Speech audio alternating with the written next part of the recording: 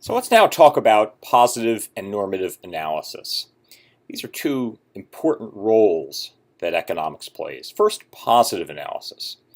Positive analysis consists of statements that describe the relationship of cause and effect. They involve, it involves, questions that deal with explaining phenomena and predicting phenomena. So when we engage in positive analysis in economics, we are answering questions such as, what will be the impact of an import quota on foreign cars? What will be the impact of an increase in the gasoline excise tax? Why did the price of wheat go up last month? Positive analysis is basically about how things are or how they are likely to be in the future. Normative analysis, on the other hand, is analysis which examines questions of what ought to be. And so you see this is different from what we do in positive economic analysis, which looks at what is, the way things are or the way they're likely to be. In normative economics, we're asking, how do we think things should be? So it's naturally an area that is subject to subjective opinion and often involves value judgments.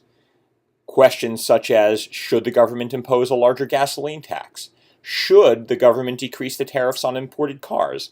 Are within the realm of normative analysis. So now we are ready to return to the question of what is a market? Market is a collection of buyers and sellers that through their potential or actual interactions determine the prices of products. Now, some examples of buyers include consumers who purchase goods, but also companies that purchase labor and other inputs for production. Sellers can include consumers who sell their labor as workers in order to earn wages, resource owners who sell their inputs to firms, and firms who sell goods. Now, many of the most interesting questions in economics concern the functioning of markets. For example, we're curious in economics about why are there a lot of firms in some markets and not in others?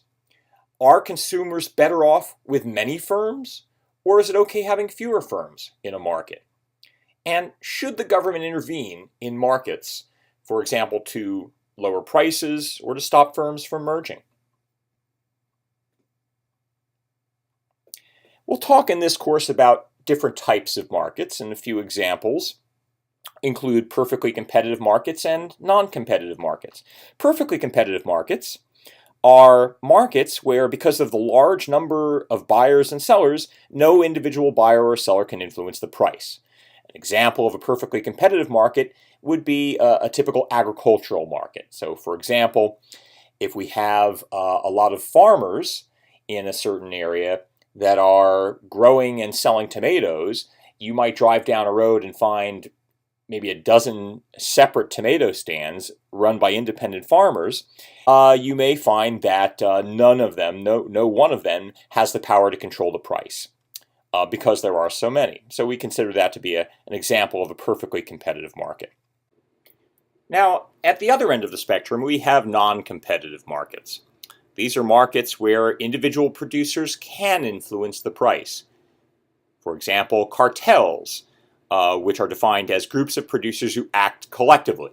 So a cartel, a classic example of a cartel is the OPEC oil cartel, which dominates the world oil market by having the different countries that produce oil work together and act in their collective best interests. So rather than competing with each other, these countries that produce oil all get together and they say, hey, how much oil should we produce and what should the price be? So by being non-competitive, the OPEC oil producers are able to control or influence the price. And that's sort of a rather extreme example. There are also intermediate examples where firms have some control over the price, and we consider those markets to be less than perfectly competitive. Okay, so in markets we have a notion of a market price. Transactions between buyers and sellers are exchanges of goods that occur at a certain price, and the market price is defined as the price prevailing in a competitive market.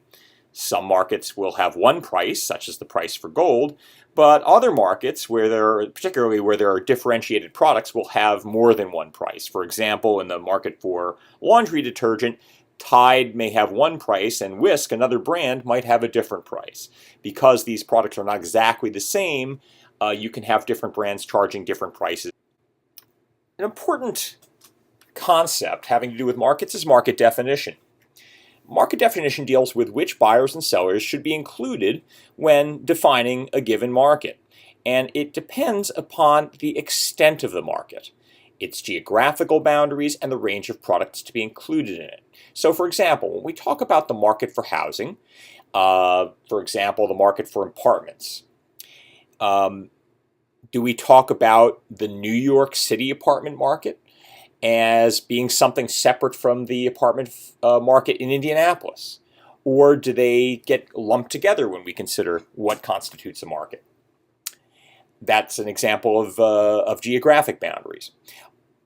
As an example of the range of products to be included in a market, we can ask, does it make sense to talk about there being a market for all cameras or just digital cameras? So really the basic question is, what competes with what? Now, why do we want to do this? Why do we care about how we define markets? Well, for one thing, companies care, because in order to set prices and make budgeting decisions, companies must know who their competitors are. And they want to know, does a certain product compete with their product or not? And so they take a look at the product characteristic and geographic boundaries of their market to determine who their competitors are. Market definition is also important for public policy decisions. So, for example, government agencies that regulate markets may want to know, should the government allow a merger between companies in the same market? How would prices to consumers be affected if that merger went through? And that's often the effect of a merger on prices will be determined by the degree to which certain firms compete with one another, which depends upon the appropriate definition of the market.